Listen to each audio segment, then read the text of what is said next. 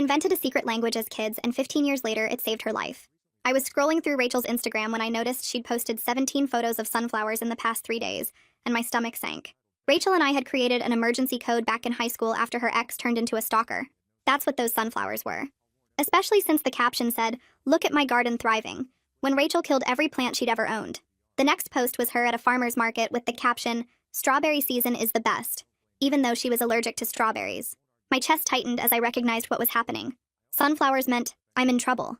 Strawberries meant, "Call for help." I immediately called her and she answered on the first ring, sounding weirdly cheerful. "Valerie, hey girl, I'm having such an amazing time at this wellness retreat upstate." "That's great," I said carefully. "Which one are you at?" She laughed, but it sounded forced. "Oh, the one with meditation and yoga. They have these beautiful sunflower fields, and tomorrow we're going strawberry picking." There it was again. Sunflowers and strawberries.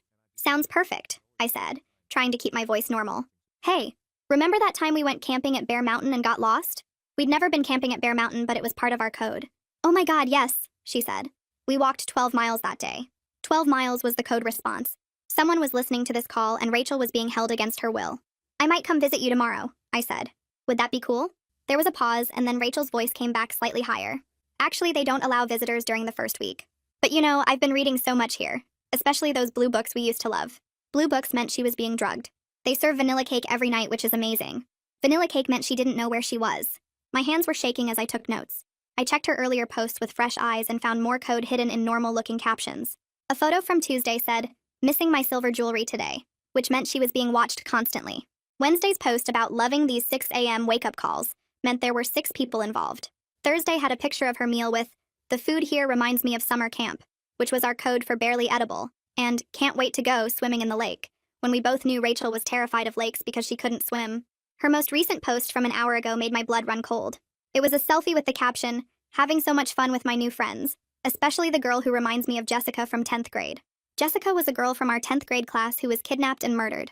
I drove to Rachel's apartment and found her laptop still open on her bed, showing a website for Life Renewal Institute that looked professional, but had only been created 2 weeks ago according to the page source. Her search history showed she'd been researching someone named Dr. Desmond before the website appeared. I Googled him and found old news articles about a psychiatrist who'd lost his license for experimenting on patients without consent. He'd disappeared 5 years ago. The website had testimonials from dozens of women, all around our age, all talking about finding themselves at this retreat.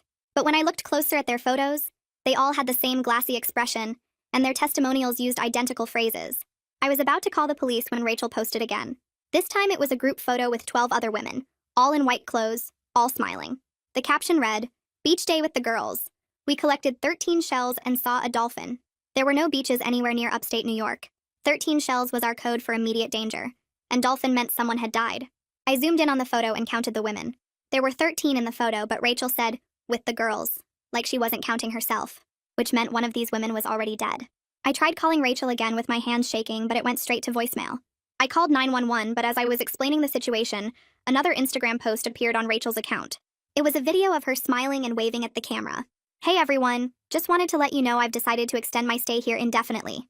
This place has changed my life and I'm going to help them expand to new locations. Valerie, I especially think you'd love it here. Check your mailbox tomorrow for a special invitation." My blood went cold because Rachel was blinking in a pattern in the video, another one of our codes, and she was spelling out letters with her blinks. DONTCOMEALONE. I grabbed my phone and started taking screenshots of everything, my fingers moving fast across the screen as I captured the video, the caption, every comment. I created a new folder on my laptop and labeled it with today's date, then started dumping all the screenshots inside while my brain shifted into the organized mode I used for journalism projects back in college. My hands were still shaking, but at least now I had something to do, some way to fight back against the fear that wanted to freeze me in place. I went back through every single one of Rachel's posts from the past week, and took screenshots of those too, making sure I had copies of everything before it could disappear.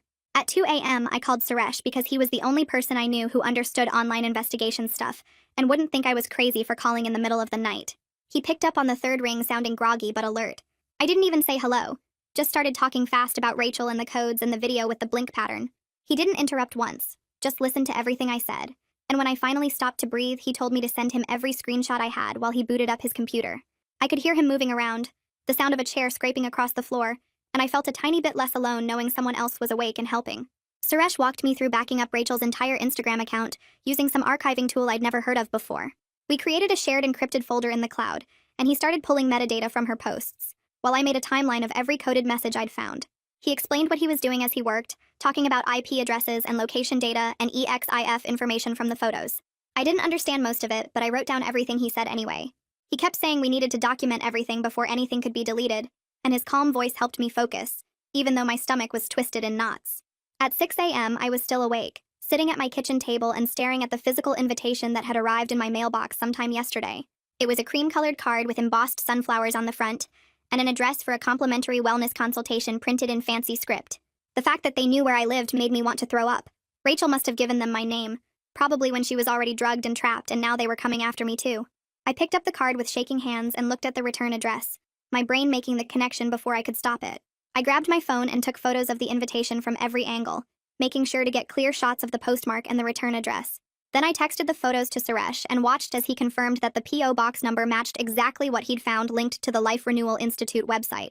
My apartment suddenly felt wrong, like someone was watching me through the windows even though I was on the 4th floor. I got up and checked every window lock twice, then checked the front door deadbolt 3 times, my hands still shaking as I moved through each room. By 8 a.m., Suresh sent me his first real findings, and I read through them twice to make sure I understood. The website domain was registered through a Shell LLC with a P.O. box address near Long Island. He'd traced the hosting to something called a CDN that served the Eastern Seaboard. The testimonial photos were stock images with the faces swapped using editing software, which meant none of those women were real. I felt sick reading it, seeing proof that the whole thing was fake, that Rachel had walked into a trap that looked professional and legitimate on the surface. I forced myself to eat breakfast even though I wasn't hungry, making toast and coffee because I knew I needed to think clearly instead of spiraling into panic.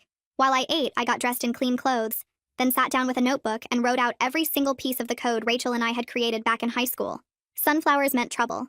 Strawberries meant call for help. Blue books meant drugged. Vanilla cake meant she didn't know where she was. I went through the whole list, testing my memory to make sure I hadn't missed any signals in her posts, my pen moving across the paper as I recreated our secret language.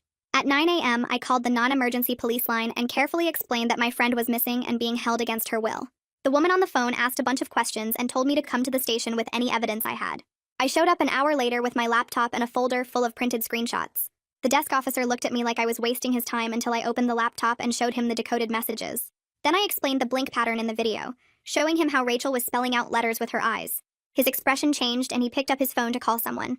Detective Winston Douglas came out and brought me into an interview room that smelled like coffee and old paper.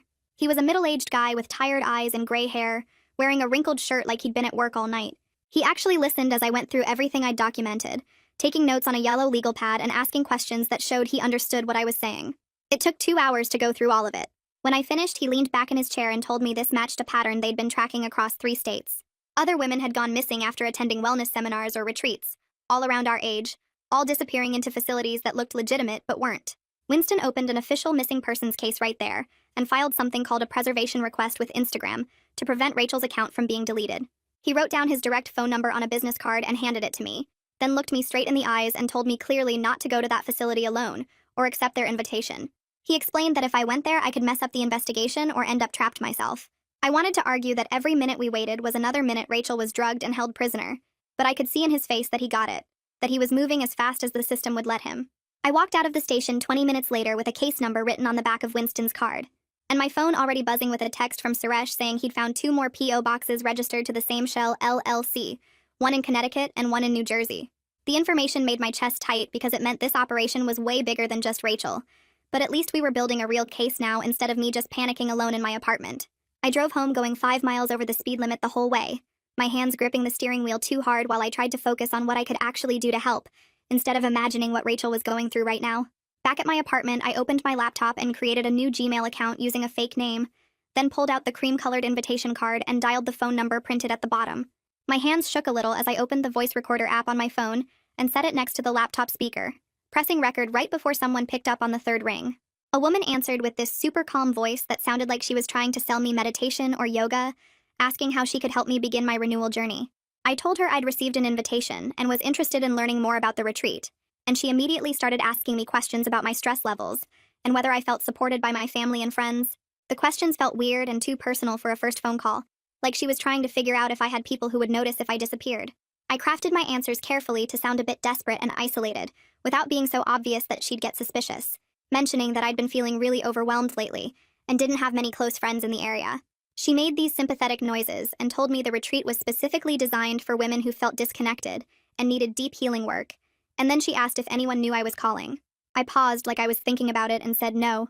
I hadn't told anyone because I wanted to make this decision for myself without outside pressure. Her voice got even warmer after that, and she offered me a complimentary weekend retreat starting in 5 days, describing it as a special opportunity for women who were ready to commit to real transformation. I told her it sounded amazing, but I needed some time to think about it and check my schedule, and she immediately pushed back, saying the spots were very limited, and this particular weekend was special.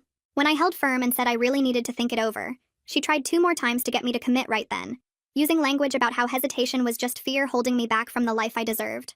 Finally, she accepted that I needed time and told me to call back within 24 hours if I wanted the spot, her voice losing some of that fake warmth as we hung up. I saved the recording and texted Suresh to meet me at the coffee shop near his apartment in an hour, then spent the time making detailed notes about every question she'd asked and how she'd responded to my answers. At the coffee shop, Suresh was already waiting in a back corner booth with his laptop open, and I slid in across from him and pulled out my phone to play the recorded call. His expression got darker and darker as he listened, and when it finished, he pulled up a research article about coercive control and manipulation tactics used by cults and high control groups. He pointed at the screen, showing me how the woman's questions were specifically designed to identify vulnerable targets, asking about isolation, family support, and whether anyone knew about the contact. The pushback when I hesitated was textbook pressure technique, and the language about fear holding me back was a manipulation strategy to make me doubt my own judgment. We sat there for another hour while he showed me more research on cult recruitment patterns, and everything matched what we'd just heard on that phone call.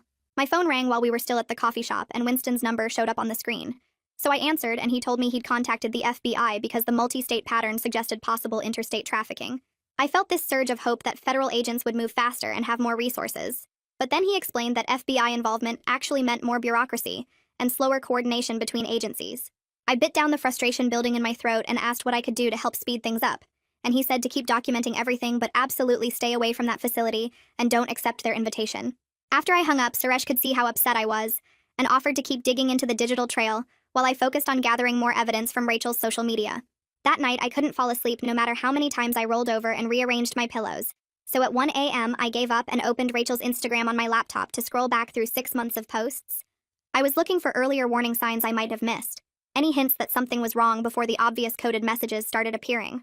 Around 2 a.m., I found a subtle shift in her posting patterns that started about 8 weeks ago, right after a post where she mentioned attending a free stress management seminar near her gym. Before that seminar, her posts were normal, random photos of her life and meals and friends, but after it, her captions started getting slightly different, more focused on self-improvement and wellness, and finding her authentic self. The change was gradual enough that I hadn't noticed it happening in real time, but looking back through all the posts in sequence, it was obvious something had shifted. My phone lit up with a text from Suresh at midnight saying he'd found something big, and when I called him back, he explained that the P.O. box near Long Island was receiving weekly shipments from a medical supply company. He'd cross-referenced the company name with state licensing databases, and discovered they supplied sedatives and psychiatric medications to licensed medical facilities, which meant someone was ordering controlled substances and having them delivered to that P.O. box. The next morning, I made coffee and opened my laptop to do a reverse image search on the group photo Rachel had posted, the one with all the women in white clothes. I uploaded the image and waited while the search engine processed it, my coffee getting cold in my hand as results started populating the screen. 2 of the women in that photo appeared in missing persons databases, one from Virginia and one from Pennsylvania. Both reported missing within the last 4 months after telling family they were attending wellness retreats. My hands were shaking so badly I almost dropped my phone as I screenshot the missing persons reports and sent them to Winston with a message explaining what I'd found. He called me back 50 minutes later, sounding way more urgent than before, telling me he was escalating the case and bringing in a task force to coordinate with the other jurisdictions. But then he said I needed to not make any more contact with the facility until they could get surveillance authorization from a judge, which could take several more days. I agreed because I knew arguing wouldn't help, but I felt physically sick knowing Rachel was drugged and watched while we waited for paperwork to get approved. I spent the afternoon on Facebook searching for the families of the 2 women I'd identified from the photo, finding their pages and crafting careful messages, asking if they'd heard from their daughters recently and mentioning I might have information. One of the mothers responded within minutes, her message desperate and asking me to please tell her anything I knew about where her daughter might be. I called her within 5 minutes and she picked up before the first ring finished. Her voice cracked as she said hello, and I could hear she'd been crying for hours. I explained who I was and how I found her daughter in the photo Rachel posted, describing the Instagram codes and what they meant. She started sobbing so hard I could barely understand her words. Something about police saying her daughter went voluntarily, and they couldn't do anything about an adult choosing to attend a retreat. I asked if her daughter had ever mentioned anything about stress management seminars or wellness programs before she disappeared, and the mother said yes. About 4 months ago, she went to a free seminar at a community center. After that seminar, her daughter started talking about finding herself and needing to reset her life. Then 3 months ago, she said she was going to a retreat upstate and would be out of contact for a while. The mother never heard from her again except for a few text messages that didn't sound like her daughter's normal way of writing. I took detailed notes while she talked, asking about the seminar location and any names her daughter mentioned.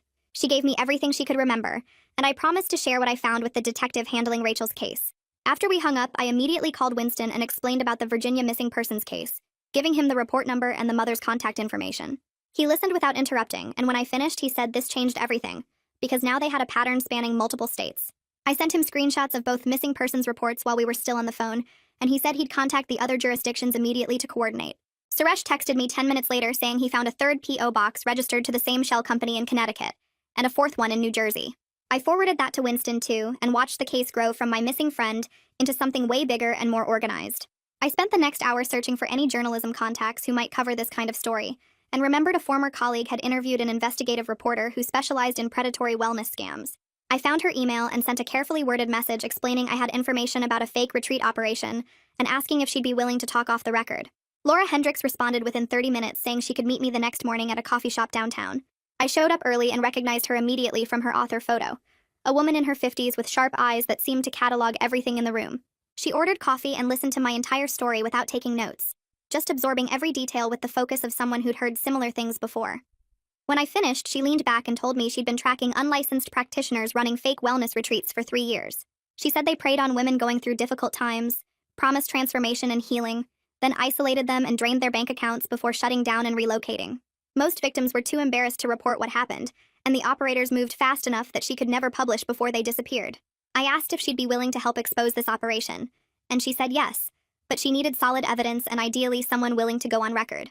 I told her I'd go on record eventually if it helped get Rachel out safely, and she nodded like that was the answer she expected. She gave me her direct cell number and said to call her immediately if anything developed, because media pressure could move things faster than waiting for the legal system. That evening, Suresh picked me up and we drove to the P.O. box location with cameras and a thermos of coffee. We parked across the street with a clear view of the boxes and settled in to watch. For 2 hours, nothing happened except regular mail carriers making deliveries. Then around 6, a black van with no company logos pulled up to the curb. A man in jeans and a plain jacket got out and opened one of the P.O. boxes using a key, loading several packages into the back of the van without signing anything or showing ID. Suresh took photos of the van's license plate and the man's face while I recorded video on my phone. The van pulled away, and we followed it at a distance, staying back far enough that we wouldn't be obvious but close enough to track where it went. It headed east through rush hour traffic, and we almost lost it twice at red lights, but managed to keep it in sight. After 40 minutes, the van merged onto the highway heading toward the coast, and Suresh said it looked like they were going to the ferry terminal. We followed until heavy traffic made us lose visual contact, but we were close enough to confirm the van was definitely heading toward the water. Suresh pulled over and opened his laptop, searching for maps of barrier islands accessible by ferry from this area. He found 3 possibilities, all with private properties large enough to house some kind of facility. I called Winston from the car and explained what we'd just seen, the black van picking up packages and heading toward the ferry terminal. He sounded frustrated when he told me that tailing suspects was dangerous and could compromise the investigation if we got spotted. I started to argue, but he cut me off and said the ferry terminal lead was valuable, and he'd coordinate with the Marine unit to investigate properties on the barrier islands. He made me promise not to follow any more vans or do anything else that could alert the operation we were investigating them. I agreed, but felt useless just waiting while Rachel was drugged and trapped somewhere. The next morning, Winston called and I could hear the frustration in his voice before he even started talking. He said the judge pushed back on his warrant request, claiming that Instagram codes and concerned friends didn't constitute probable cause for raiding a private wellness facility. I wanted to scream at how slow everything moved, but I forced myself to stay calm and ask what evidence would be enough to convince the judge. Winston said he needed either direct testimony from someone who'd been inside the facility or proof of criminal activity beyond circumstantial social media posts. I thanked him and hung up feeling defeated. Then my phone buzzed with a text from Laura. She sent me a link to an anonymous forum post from 6 months ago, where someone claiming to be a nurse described quitting a wellness retreat after being asked to give sedatives to patients without proper consent forms. The post mentioned that staff called the sedation protocol Blue Books, the exact same code Rachel had used in her Instagram caption. I screenshot the forum post and sent it to Winston immediately while texting Suresh to see if he could trace who posted it. He called back 20 minutes later saying the account was created through a VPN and only ever made that single post before being abandoned. Laura texted suggesting we try reaching out through the forum to see if the person still monitored it, So I created an anonymous account and posted a careful response asking if anyone had more information about wellness retreats using Blue Book protocols. I hit submit and sat staring at my phone, hoping whoever posted originally would see it and respond. 2 days crawled by with my laptop open constantly, refreshing the forum page every few minutes even though I knew notifications would alert me to any response. I couldn't eat much and barely slept. Just kept checking Rachel's Instagram for new posts while running through worst-case scenarios in my head. Suresh texted me updates about his continued research into the shell companies, but we weren't finding anything new without more inside information. On the third morning, my anonymous forum account showed a private message notification, and my hands shook so hard I almost dropped my phone. The message was short and careful, saying the sender's name was Reina, and she might have information about the place I was asking about, but she would only meet in person at a public location. She suggested a diner 2 hours north and made it clear I had to come alone because she was taking a big risk even talking to me. I screenshot the message immediately and called Winston, explaining about the forum post and this woman reaching out. He listened without interrupting, and then told me firmly that if I was going to meet this person, he wanted plainclothes officers positioned nearby in case it was a trap, or the situation went bad. I agreed because honestly the thought of meeting a stranger connected to this operation made me nervous, even in a public diner. Suresh called right after I hung up with Winston and said he wanted to come with me, but I explained that Reina had been specific about meeting alone, and we couldn't risk scaring her off when she might be our only inside source. He made me promise to keep him on the phone during the entire 2-hour drive and to text him the diner's address so he could track my location. The drive felt endless even with Suresh talking to me the whole time, his voice keeping me calm while my mind raced through what this woman might tell me and whether the information would be enough to get Rachel out. I spotted the plainclothes officers as soon as I pulled into the diner parking lot because Winston had texted me their descriptions. 2 people in separate cars positioned to watch the entrance. Inside the diner, I found Reina sitting in a back booth, a woman who looked to be in her 40s wearing nurse scrubs under an unzipped jacket. Her eyes kept moving around the diner, scanning faces and exits like she expected someone to grab her at any moment.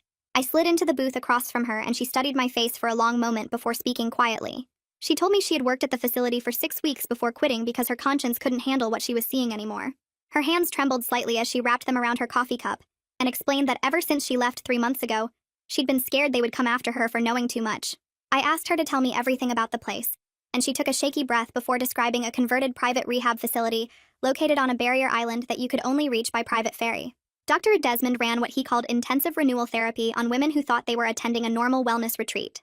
The women got gradually sedated over their first few days there, then isolated from any outside contact, while being put through experimental treatments that Reina said felt more like psychological torture than therapy.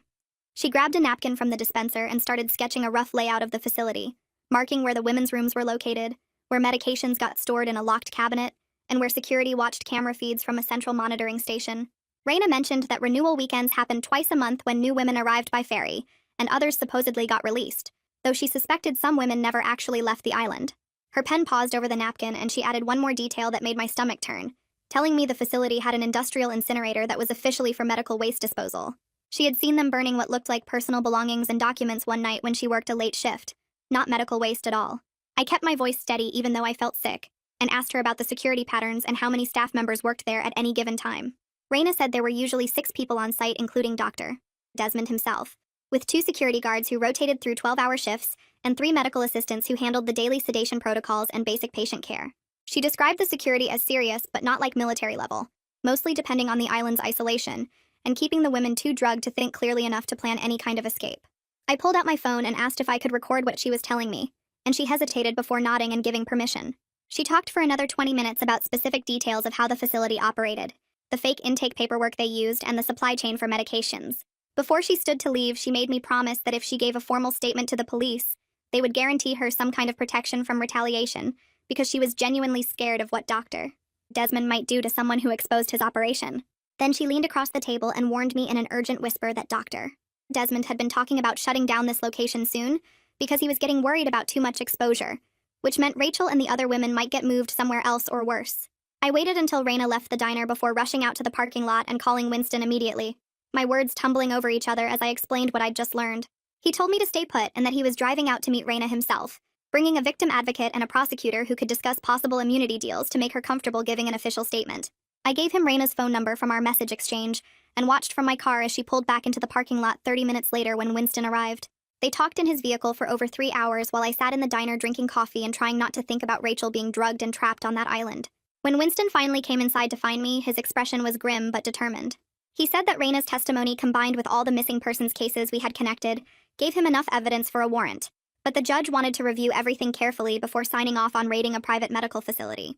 He estimated it would take 48 hours before they could actually move on the place, and I felt panic rising in my chest, because Raina had specifically said the next renewal weekend was in 2 days. That night, I sat at my laptop filing a formal complaint with the state medical board against Dr. Desmond, typing his real name along with the 3 aliases Raina had provided.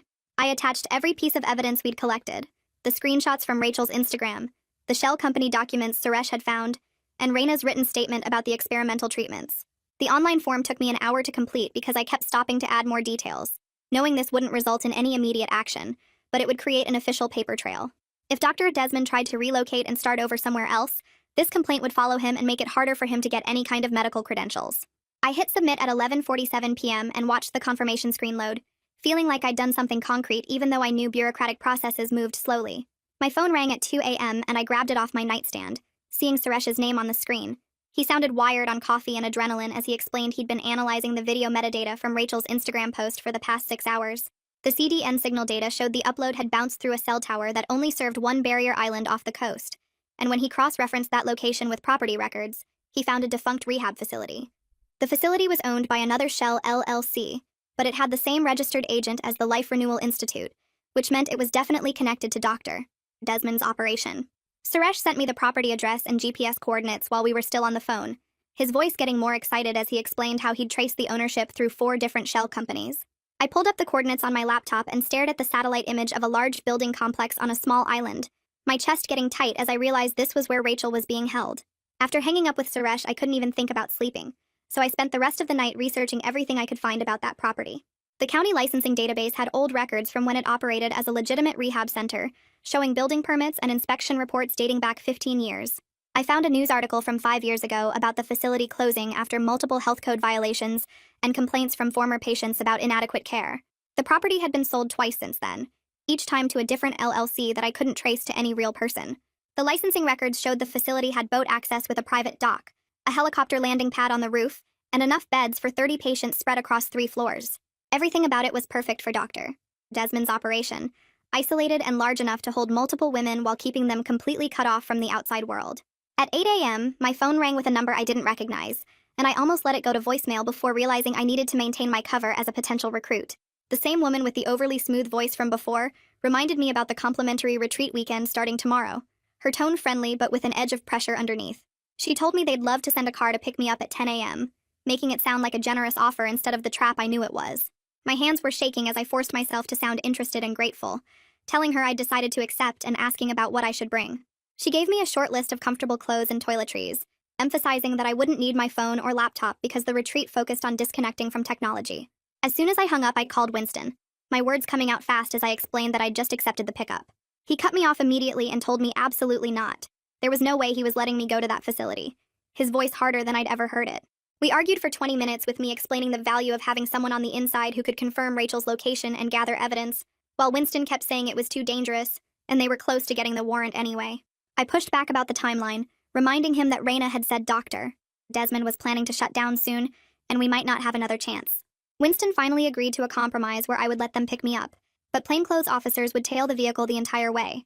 If they took me to the ferry terminal heading toward that island, the operation would move immediately with or without the warrant, using the legal concept of urgent circumstances to justify the raid. He made me promise 3 times that I would not get on any boat or go to the actual facility, that the pickup was just to confirm the location, and then his team would move in. Laura called an hour later to tell me her editor had approved a story about predatory wellness retreats and unlicensed medical practitioners, her voice careful as she explained she'd been working on it for the past 2 days. She'd interviewed Raina and 2 of the other rescued women we'd identified, building a solid case about the pattern of abuse. The story was ready to publish as soon as I gave the word, but we agreed to hold it until after the rescue operation, so the media attention wouldn't spook Dr. Desmond into running. Having the article ready felt like insurance, a way to make sure this story got out even if something went wrong with the raid. I spent the afternoon preparing for the pickup, packing a small bag with clothes and toiletries exactly like a real retreat participant would bring. Suresh came over and helped me hide a backup phone in a secret pocket he'd sewn into the lining of my jacket, the device so small it was barely noticeable. He programmed it with emergency contacts and made me practice sending the coded text messages we'd agreed on, where different phrases would signal different levels of danger. Every 2 hours I was supposed to text him a simple weather update, and if I missed a check-in or sent our panic code phrase, he would alert Winston immediately. Winston and 3 other officers came to my apartment at 6 p.m. to brief me on what to expect and what to do if things went wrong. They gave me a panic button device that looked exactly like a lipstick tube, showing me how to twist the bottom 3 times to activate a silent GPS alert that would bring the entire tactical team to my location. Winston made me repeat the safety protocols 3 times, walking through each scenario of what could happen and how I should respond. He told me that if I felt unsafe at any point, even just a bad feeling, I should activate the panic button and they would come in immediately, regardless of the warrant status or the plan. The way he looked at me when he said it made me realize how worried he actually was, but he wasn't going to stop me because he knew we needed this confirmation. That evening, I was checking my phone every few minutes when Rachel posted a new photo to Instagram, a sunset view from a window with the caption saying she couldn't wait for renewal weekend tomorrow, and everything was about to change. I zoomed in on the image immediately, my eyes scanning every detail until I spotted her reflection in the glass. She was holding up 2 fingers in what most people would think was a peace sign, but I recognized it instantly as our code for the 2nd floor. Her hand was positioned on the right side of the reflection, which meant east side of the building. I screenshot the photo and sent it to Winston along with Raina's layout sketch, my message explaining that Rachel had just confirmed her exact location in the facility. Winston texted back within seconds saying they had the information, and the tactical team was positioned on the mainland, ready to move as soon as I confirmed the ferry route. I stared at Rachel's reflection in that window for a long time, seeing how thin her face looked and the tired expression in her eyes even in the small image. Tomorrow morning, I would get in that car and let them take me toward the island, trusting that Winston's team would follow, and that our childhood code system would be enough to get us both out alive. I screenshot Rachel's reflection in that window photo and sent it straight to Winston with Raina's layout sketch attached, typing out that Rachel just confirmed 2nd floor east wing. His reply comes back in under a minute saying the tactical team is already positioned on the mainland and the Marine unit has boats ready to move the 2nd. I confirm I'm at the facility. I stare at my phone screen reading his message 3 times, feeling the reality settle in that tomorrow I'm actually doing this. Sleep doesn't come easy that night as I lie in bed running through every possible scenario of what could go wrong. I keep thinking about Rachel being drugged and watched, about the woman who died that the dolphin code referenced, about Dr. Desmond's cold eyes in those old news photos. But every time panic starts rising, I remember Rachel using our code to ask for help, remember her blinking out that warning in the video, and I know I can't let her down after 15 years of friendship. At 6 a.m., I'm already dressed in comfortable clothes that look like something a stressed woman would wear to a wellness retreat, my small bag packed with toiletries and a change of clothes. I'm double-checking that the backup phone is hidden properly in the jacket lining when I see a black sedan pull up outside my building through the window. It's the same type of vehicle Suresh and I saw at the P.O. box, dark windows and no company markings. My hands shake as I grab my bag and head downstairs, texting Suresh that the pickup just arrived. The driver is a woman who looks about 50 wearing yoga pants and a flowing top, her smile bright and welcoming as she opens the back door for me. She tells me her name is Melissa and that I'm going to have such an amazing experience at the retreat. I slide into the back seat and she starts talking about how transformative the program is, how it changed her entire life, how I'm making the best decision I've ever made. Her voice has that same too smooth quality as the woman on the phone, like she's reading from a script. I play along and tell her I'm excited but nervous, pulling out my phone to text Suresh my location as we start driving. Melissa keeps up the cheerful small talk about meditation and self-discovery while I watch our route, noting that we're heading exactly toward the ferry terminal like we predicted. I send Suresh updates every few minutes with street names and landmarks, keeping my texts casual in case Melissa glances back. Winston sends me a message saying they have visual confirmation on the sedan, and the team is moving into position. He tells me to stay calm and just follow whatever normal process they have unless I feel threatened. The ferry terminal comes into view and Melissa parks in a lot reserved for retreat transport vehicles. She leads me onto a private ferry that's much smaller than the public ones, just a dozen seats and a small cabin. The 40-minute ride feels longer as the boat rocks through choppy water, and I force myself to memorize everything I can see. The island comes into view gradually, mostly tree covered with one large building visible near the shore. It looks like an old mansion that's been renovated, exactly matching the converted rehab facility Suresh found in the property records. I study the exterior layout, counting windows and noting the dock setup, the walking paths, the security cameras mounted on the corners. We dock at a private pier where 2 staff members are waiting, both wearing white linen clothes and those same serene expressions Raina described. They greet me warmly, and one of them asks for my phone and bag for safekeeping during my digital detox. I expected this, but still feel exposed and vulnerable as I hand over my regular phone, grateful the backup is hidden in my jacket. They lead me up a stone path toward the mansion and I count my steps, noting the distance from the dock to the building entrance. Inside the foyer is decorated in calming neutrals with soft music playing, and they bring me to a small consultation room with comfortable chairs and a water feature. Dr. Desmond walks in, and I recognize him immediately from the old news photos, though he's thinner now and his hair is completely gray. He's wearing casual, expensive clothes, and his smile is warm, but his eyes are cold and calculating as he looks at me. He sits across from me and asks gentle questions about my stress levels, my family relationships, whether I have close friends who know I'm here. I answer carefully, playing the role of desperate woman seeking help while scanning the room for cameras and exits. I spot 2 cameras in the corners and note that the door locks from the outside. Dr. Desmond nods along to my answers and tells me I'm clearly carrying a lot of tension that their program can help release. After about 20 minutes, he tells me I'm an excellent candidate for their intensive program, and he's excited to begin my renewal journey. A staff member brings in a cup of tea on a small tray, setting it in front of me with an encouraging smile. I lift the cup and smell it, detecting the bitter chemical scent underneath the chamomile that Raina warned me about. I pretend to take a sip while actually letting most of it spill onto the potted plant next to my chair, then fake a drowsy expression and tell Dr. Desmond the tea is helping me relax already. He looks pleased and tells the staff member to show me to my room so I can rest before dinner. They lead me up a staircase to the 2nd floor and turn right into the east wing, exactly where Rachel indicated in her photo. I count the doors as we pass and spot Rachel 3 doors down being escorted by another staff member toward what they're calling a renewal session. She looks so thin and tired, her skin pale and her movements slow like she's heavily sedated. But her eyes widen slightly when she sees me, and I give the tiniest nod to confirm I'm here to help. The staff member opens a door to a simple room with a bed, dresser, and small bathroom, telling me to rest and someone will come get me for dinner. As soon as the door closes, I pull out the panic button lipstick from my pocket and twist the bottom 3 times to activate it, then hide it behind the heating vent where it won't be found during a room search. I take out the backup phone and send Winston a quick text saying I'm inside the facility and have visual confirmation on Rachel. His response comes back immediately telling me the team is moving in within 30 minutes, and I should stay in my room if possible. I sit on the bed and check the time, watching the minutes crawl by as I hear footsteps and voices in the hallway outside. Staff members move between rooms and I can hear other women crying or talking in slow, drugged voices that make my chest tight. I peek out my door carefully and see a security guard stationed at the stairwell, a big guy in dark clothes with a radio on his belt. I make mental notes of his position and the layout of the hallway, counting the doors between my room and Rachel's, looking for fire exits or alternate stairways. The next 20 minutes feel like hours as I wait for Winston's team to arrive, my heart pounding every time I hear footsteps approaching my door.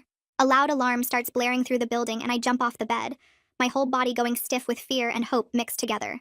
Shouting comes from downstairs, multiple voices yelling over each other, and I hear the security guard at the stairwell talking fast into his radio. I crack my door open wider and peek out, watching staff members in white clothes running down the hallway toward the stairs, their calm faces replaced with panic. Through the window at the end of the hall, I spot boats cutting through the water toward the dock, official-looking vessels with lights flashing. My chest gets tight with relief because Winston actually did it. They're here. More shouting echoes up the stairwell, and I hear someone yelling about locking down the building, about securing the patients, about moving them to the basement. I step further into the hallway and see other doors opening, confused women looking out with glazed eyes. A loudspeaker crackles outside and Winston's voice booms across the property, clear and strong. He tells everyone to exit the building with their hands visible, to come out slowly, to not resist. More yelling from downstairs, and I recognize Desmond's voice, high and angry, shouting orders about destroying evidence and getting to the boats. I don't wait anymore. I run down the hallway toward Rachel's door, counting the rooms like she showed me in the photo. Her door has a simple lock on the outside, the kind meant to keep drugged people in, and I twist the handle hard. It doesn't budge, so I step back and slam my shoulder into it, the cheap wood cracking on the second hit. The lock breaks and the door swings open, showing Rachel sitting on her bed in white clothes that match everyone else. She looks so thin and pale, her eyes unfocused and confused, but when she sees me, her face crumples. She starts crying and tries to stand up, but her legs are wobbly. I rush over and grab her arms, pulling her up and wrapping my arm around her waist to steady her. She leans against me and keeps crying, saying my name over and over. 2 other women have come out of their rooms into the hallway, both looking scared and lost. I tell them to follow me, that the police are here, that we're getting out. One of them nods and helps support the other one who can barely walk. I remember Raina's layout sketch and head toward the back of the building where she marked a service stairway. We move slowly because Rachel and the other women are so drugged they can barely coordinate their movements. The alarm keeps blaring and I hear more shouting, the sound of things breaking downstairs. We reach the back stairs and start going down, me holding Rachel tight while the 2 other women follow behind us. We're only halfway down when a staff member appears at the bottom, a woman in scrubs who tries to block our path. She holds up her hands and tells us to go back to our rooms, that everything is fine, that we need our evening medication. I push past her without stopping, pulling Rachel with me and telling the other women to keep moving. The staff member grabs at my arm, but I shake her off and keep going toward the sound of police voices. We burst through a back door into cool evening air, and Winston is right there with 3 officers in tactical gear. He sees us and immediately calls for medical help, his face showing relief and concern. He guides us away from the building toward a clear area where paramedics are setting up. The scene outside looks like controlled chaos. Police officers are everywhere, some securing the building perimeter while others handcuff staff members who are being let out with their hands behind their backs. Paramedics have set up a triage area with equipment and stretchers, and more women are being brought out from different exits.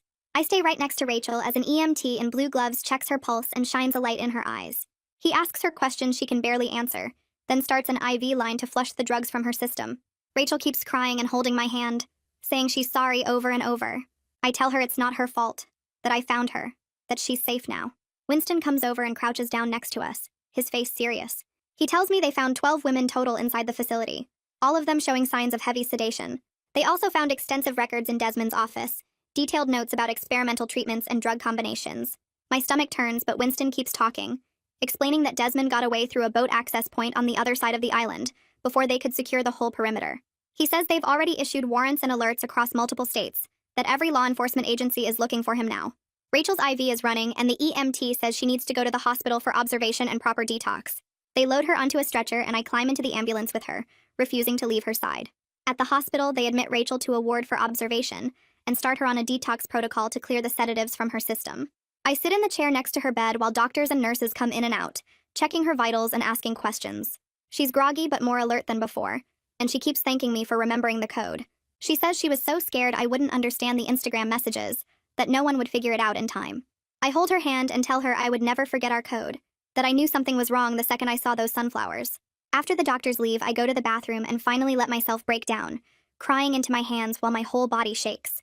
I wash my face and pull myself together, then go back to sit with Rachel until she falls asleep. Over the next few days, the case explodes into something huge. The FBI takes over coordination because the evidence shows Desmond was operating facilities in at least 4 different states. Winston calls me with updates, telling me about the investigation expanding, about more victims being identified. Laura's story publishes in a major newspaper with interviews from Raina and 2 of the other rescued women, detailing how the fake wellness retreat operated. Tips start flooding in from people who recognize the pattern, who have family members who disappeared after attending similar programs. The hotline set up for the investigation gets hundreds of calls. Rachel stays in the hospital for 5 days while they monitor her recovery and start her on therapy for the trauma. I visit every day, bringing her real food and sitting with her through the bad moments. 2 weeks later, Rachel is staying at my apartment because she can't go back to her place yet, can't handle being alone. She's getting stronger every day, going to therapy 3 times a week and slowly starting to feel like herself again. We've created new emergency codes that don't rely on social media because she can't look at Instagram without having panic attacks. Winston calls one afternoon to give us an update. They've arrested 4 staff members who worked at the facility and shut down 2 other locations connected to Desmond's network. Desmond himself is still out there somewhere, but Winston says they're confident they'll find him eventually. Rachel and I are planning a real vacation once she's strong enough to travel. Somewhere with beaches and sunshine, no wellness retreats or meditation or sunflowers. Just the 2 of us rebuilding the trust and friendship that saved her life. Proving that the secret language we invented as kids 15 years ago was worth remembering. And that is the takeaway from this one. I try to make sure there is always something useful tucked inside the story. If even one small thing stood out to you, I am happy. Subscribe so you do not miss the next one.